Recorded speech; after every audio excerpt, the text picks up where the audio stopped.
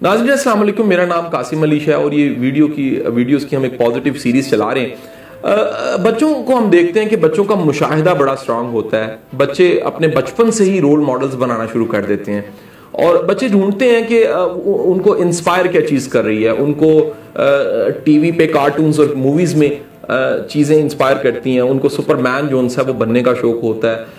वो डोरेमोन को देखते हैं, वो किसी ना किसी पॉजिटिव कैरेक्टर को देखते हैं। वो अपने इर्द गिर्द देखते हैं कि बेशुमार चीज़ें जोन सी हैं वो हो रही हैं। उनके ख़ानदान में कौन जोन सा है वो इंस्पायरिंग है, बड़ा ज़बरदस्त है और सुपरमैन सा लगता है।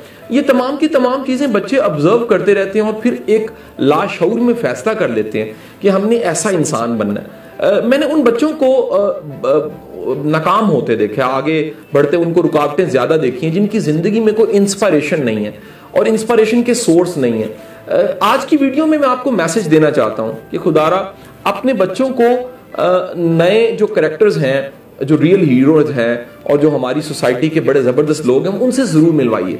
अगर बच्चों को रियल हीरो का पता नहीं लगेगा तो वो मूवी के 3 घंटे के हीरो को असली हीरो समझ बैठेंगे। तो जब वो 3 घंटे के हीरो को असली हीरो समझेंगे तो पता लगेगा कि लाइफ जोन सी है वो एक फिल्म नहीं है, लाइफ उससे बहुत डिफरेंट है। जिंदगी में चैलेंज भी हैं। आप उन्हें हर कैरेक्टर से, हर पर्सनैलिटी से और हर कामयाब बंदे से को मिलने के उससे असबाब बना दीजिए। आप देखेंगे कि आपके बच्चे में ना चाहते हुए कि एनर्जी आ गई है, एक चार्जिंग आ गई है और वो जो चार्जिंग एनर्जी है वो बच्चे की जोन सा वो कामों में दिखने लग पड़ी है। बच्चा अगर आज की आने वाली लेटेस्ट मूवी सुल्तान को देखता है तो वो एक ताकतवर कैरेक्टर बनना चाहता है। उसका दिल करता है कि मैं रस्सा पकड़ के ट्रक को खींचूं।